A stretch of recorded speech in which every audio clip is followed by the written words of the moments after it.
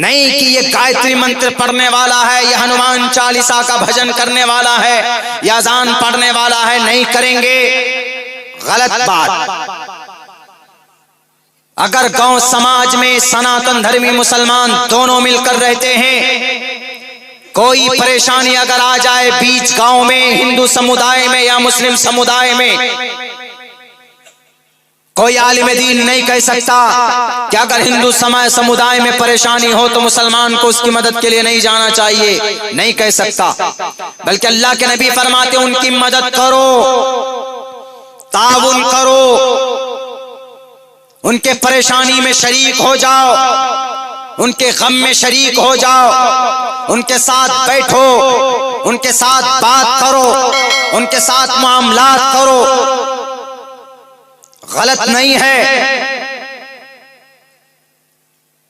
ہم لوگ بھی مجرم، اتنے مجرم جناب عیش کی زندگی گزارنے لگ گئے، نہیں گیا کوئی۔ محمد جنید اور محمد عمر کو 4 سال پہلے مارا گیا، اسی بستی کے اندر اس کی موت ہوئی، آج تک اس کو انصاف نہیں ملا۔ آج تک قاتلوں کو بچانے کے لیے مالا پہنایا جاتا ہے، اور جو بیچارے نہتے ہوتے، لاچار ہوتے، ان کو مار دیا جاتا ہے۔ ایک انسان کی قیمت پوری انسانوں کی جان کی قیمت کے بالمقابل ہے۔ یہی وجہ ہے کہ اللہ کے نبی علیہ الصلوۃ والسلام نے اتنی طاقت ہونے کے باوجود بھی کوئی یہ تاریخ نہیں پیش کر سکتا کہ محمد رسول اللہ نے کسی کے اوپر ذرہ برابر ظلم زیادتی کی ہو۔ اٹھاؤ تاریخ، ان الملوک اذا دخلت قریۃ افسدوها، جب کوئی بادشاہ کسی ملک میں کسی گاؤں میں آتا ہے، اس گاؤں کو سب سے پہلے تباہ و برباد کرتا ہے کہ نہیں کرتا؟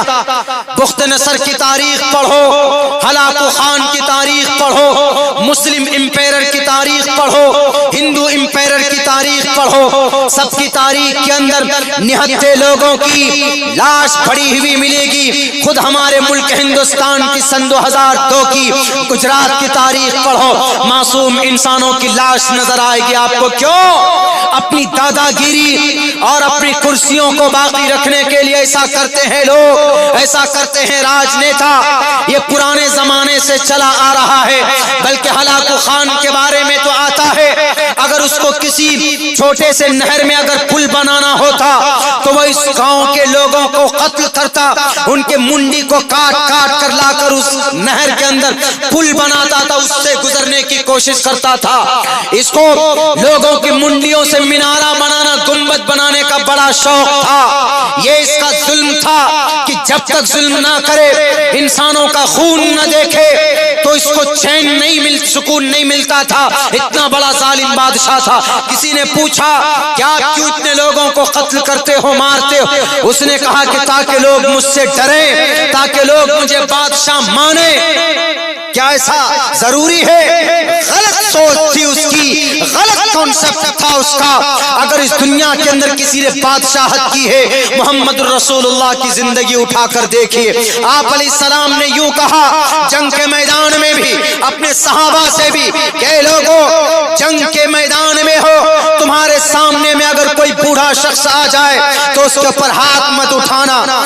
لیکن دنیا کے اندر ایسا جو جہاں لڑائی ہوتی ہے، بادشاہ لوگ آئے، انہوں نے بوڑھوں کو مارا، بچوں کو مارا، عورتوں کو مارا اور غریبوں کو مارا، سب کو مارا، آرمی کو بھی مارا، فوجوں کو بھی مارا۔ فوجوں کو ماریے، آرمی آ جائے سامنے تو لڑیے، لیکن بچوں کو، عورتوں کو، بوڑھوں کو مارنے کی پرمیشن نہیں ہے۔ یا پھر کہیں پر کوئی باغات ہے، اس کو جلانے کی پرمیشن نہیں ہے۔ اللہ کے نبی علیہ الصلوۃ والسلام نے ایسا کیا۔ آپ علیہ السلام نے کہا کہ اے لوگوں، جنگ کرتے ہو، اے ابو جہل میں تجھ سے جنگ کروں گا، ٹھیک ہے، چونکہ تم آئے ہو سامنے لڑنے کے لیے، میں لڑوں گا، میں پیچھے نہیں ہٹوں گا، لیکن سنو، ہمارے یہاں جو بچے ہیں ان کے اوپر تم ہاتھ نہیں اٹھاؤ گے۔ میں گارنٹی دیتا ہوں تمہارے صف میں اگر کوئی بچہ ہے تو میری تلوار سے کسی کا خون نہیں، کسی کی گردن نہیں کٹے گی۔ تمہارے بیچ میں جو عورتیں ہیں، یہاں تک کہ طوائف ہیں، رنڈیاں ہیں، پروسٹیوٹ ہے، ہم ان کا بھی سر تن سے جدا نہیں کریں گے، چونکہ لیڈی ہے، عورت ہے۔ اگر بوڑھا ہے ہم ان کو بھی نہیں ماریں گے، تم بھی نہ مارنا۔ اللہ کے نبی علیہ السلام نے عمل کر کے دکھایا۔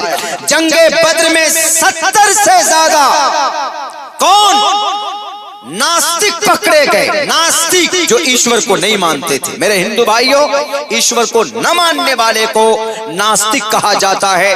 ناستک پکڑے گئے، ان میں اللہ کے نبی کے چچا بھی تھے۔ آپ علیہ السلام لے کر آئے، سب کے ہاتھ میں ہتھکڑی لگا کر آپ نے سب کو مناسب جگہ پہ رکھا، کھانا کھلایا، کپڑے دیے، اور سب سے کہا کہ تم میں سے کسی کے اوپر ظلم زیادتی نہیں ہوگی، لو فدیہ دو، ٹیکس ادا کر دو، جاؤ تم لوگ آزاد ہو۔